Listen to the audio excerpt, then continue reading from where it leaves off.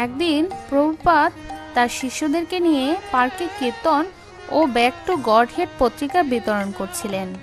তখন এক ভক্তের কপালে অঙ্কিত তিলক দেখে জয়পতাকা স্বামী মহারাজ দৌড়ে পালিয়েছিলেন। হরে কৃষ্ণ, আমি কবিতা আজকে আপনাদেরকে জানাবো জয়পতাকা স্বামী মহারাজ বিদেশি হয়েও কিভাবে ইসকনের প্রধান হলেন এবং তার জীবন কাহিনী সম্পর্কে। আশা করি আপনাদের ভিডিওটি ভালো লাগবে, আর ভালো লাগলে ভিডিওটিতে একটি লাইক করতে ভুলবেন না। জীবন কাহিনী এবং ধর্মীয় ভিডিও পেতে আমাদের চ্যানেলটি সাবস্ক্রাইব করে পাশের বেল আইকনটি অন করে দিন। শিল জয়পতাকা স্বামী মহারাজ হচ্ছেন শিল প্রভুপাদের নিকট কৃষ্ণের প্রেরিত একজন মহাত্মা, যিনি গত 3 দশক ধরে নিঃস্বার্থ কর্মী রূপে শিল প্রভুপাদের সেবা করে চলেছেন। জয়পতাকা স্বামী 1949 সালের 9 এপ্রিল আমেরিকার উইসকনসিনের মিলওয়াকিতে জন হুবার্ট ও লরিন এটম্যানের পুত্ররূপে জন্মগ্রহণ করেন। তার নাম ছিল জন গর্ডন এটম্যান। তিনি অত্যন্ত সম্পদশালী পরিবারে জন্মগ্রহণ করেন। তার পিতামহ বিশাল একটি রঙের কারখানার প্রতিষ্ঠাতা ছিলেন, যেটির মূল্য তার জন্মের সময়ই লক্ষ লক্ষ ডলারেরও অধিক ছিল। যখন জয়পতাকা মহারাজের বয়স 11 বছর, তখন তিনি তার পিতামহের পরামর্শে ঈশ্বরের নাম জপ করার মাধ্যমে চর্মরোগ হতে আরোগ্য লাভ করেন। 14 বছর বয়সে সেন্ট জনস একাডেমি হতে তিনি প্রায় একরকম প্রচেষ্টা ছাড়াই কলেজে ভর্তির জন্য প্রস্তুতি পরীক্ষায় শীর্ষ স্থান অর্জন করেন। আমেরিকার বেশ কয়েকটি সুনামধন্য বিশ্ববিদ্যালয়ে তাকে শিক্ষা, বইপত্র, খাদ্য, বাসস্থান, আনুষঙ্গিক খরচসহ পূর্ণকালীন মেধাবৃত্তি প্রদানের প্রস্তাব দেয়। তিনি ব্রাউন বিশ্ববিদ্যালয়ে প্রস্তাব গ্রহণ করেন। সেখানে নবীন ছাত্র হিসেবে আমন্ত্রিত এক বক্তৃতায় বুদ্ধদেবের জীবনের উপর আলোচনায় তিনি এমনই আলোড়িত হন যে পড়াশোনার প্রতি সমস্ত আগ্রহই হারিয়ে ফেলেন এবং একজন পারমার্থিক গুরুর অন্বেষণ শুরু করেন। অন্বেষণ ও তপস্যায় কিছুকাল অতিবাহিত হলে গুরুকে খুঁজে পেতে তিনি ভারতে যাবার সিদ্ধান্ত নেন। যখন তিনি ভারতে যাবার প্রস্তুতি নিচ্ছিলেন, তখন একদিন আন্তর্জাতিক কৃষ্ণ ভাবনামৃত সংঘের প্রতিষ্ঠাতা আচার্য কৃষ্ণ কৃপা শ্রীমূর্তি স্বামী প্রভুপাদের শিষ্যদেরকে পার্কে কীর্তন ও ব্যাক টু গডহেড পত্রিকা বিতরণ করতে দেখলেন। একজন ভক্ত তাকে ব্যাক টু গডহেড পত্রিকা দেবার জন্য এগিয়ে আসলে তার কপালে অঙ্কিত তিলক দেখে তিনি স্তব্ধ হয়ে গিয়েছিলেন এবং তার তখন এমন বিষয়মকর অনুভূতি হচ্ছিল যে তিনি হঠাৎ দৌড়াতে লাগলেন। কয়েক মিনিট দৌড়ানোর পর তিনি থামলেন ও চিন্তা করতে লাগলেন যে তিনি কি দেখছেন এবং কেনই বা তিনি এত প্রভাবিত হলেন। তখন তিনি পার্কে ফিরে গেলেন, কিন্তু ততক্ষণে ভক্তরা চলে গিয়েছিল। তখন থেকেই তিনি হরে কৃষ্ণ ভক্তদের খুঁজতে শুরু করলেন। যেহেতু ইসকন তখন পর্যন্ত তেমন সুপরিচিত ছিল না, তাই দীর্ঘদিন তিনি তাদেরকে খুঁজে পাননি। অবশেষে সান ফ্রান্সিসকোতে রথযাত্রার প্রস্তুতি চলাকালীন সময়ে তিনি ইসকন কেন্দ্রটির ঠিকানা খুঁজে পান। তিনি মন্দিরে আসেন, যেখানে শ্রীমান জয়ানন্দ প্রভু জগন্নাথ দেবের রথ প্রস্তুত করছিলেন। জয়ানন্দ প্রভু শিল জয়পতাকা স্বামী মহারাজকে রথের সেবায় নিযুক্ত করেন। পরবর্তীতে তিনি শিল প্রভুপাদের দর্শন লাভ করেন, যিনি তাকে অনুপ্রাণিত করার জন্য তার সাথে প্রসাদ গ্রহণের আমন্ত্রণ জানিয়েছিলেন। ইসকনের সংস্পর্শে আসার 2 মাসের মধ্যে শিল জয়পতাকা স্বামী মহারাজ ইসকনের আদর্শে নিজেকে উৎসর্গ করার সিদ্ধান্ত নেন।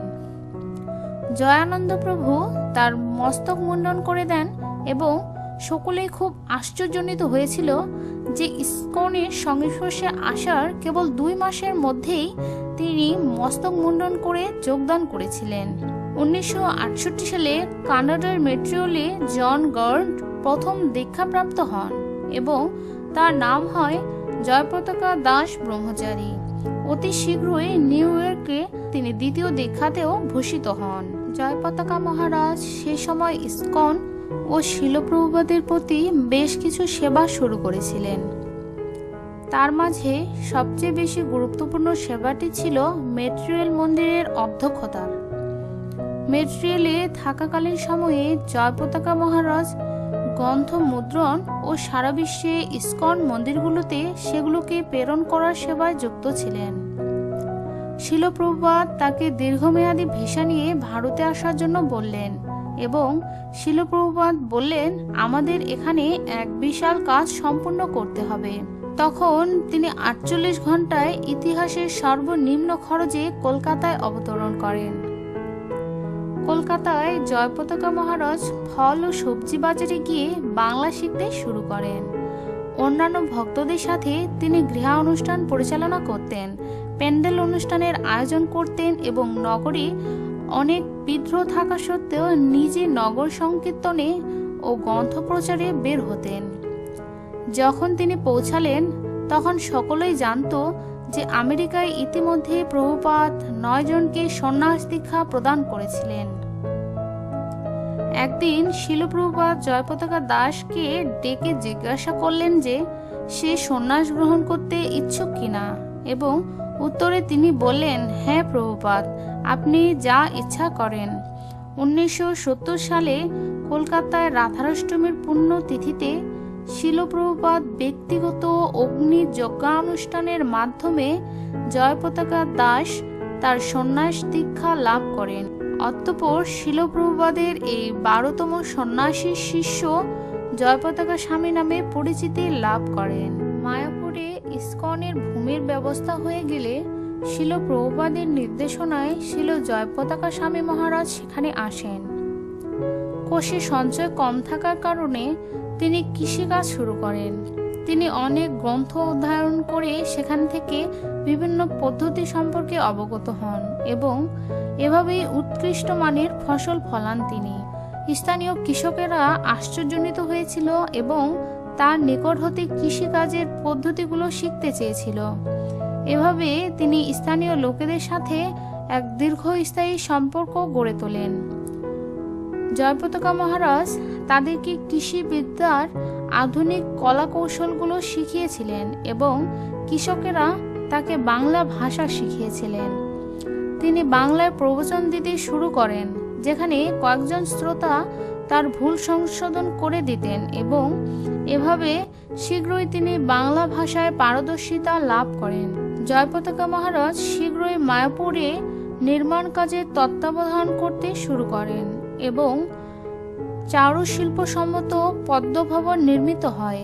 কিন্তু দুষ্ট চক্রের লোকেরা ভক্তের জন্য সমস্যা সৃষ্টি করতে শুরু করে। ইসকনের ভক্তদের ও সম্পত্তি সুরক্ষার জন্য তিনি শিল প্রভুপাদ এবং পুলিশের সম্মতি নিয়ে একটি বন্দুক রাখতেন। সে সময়ে তার সাথে থাকতেন এমন একজন ভক্ত মন্তব্য করেছিলেন যে তিনি একজন দক্ষ শুটার। 1979 সালে অবশেষে তিনি ভারতের নাগরিকত্ব লাভ করেন।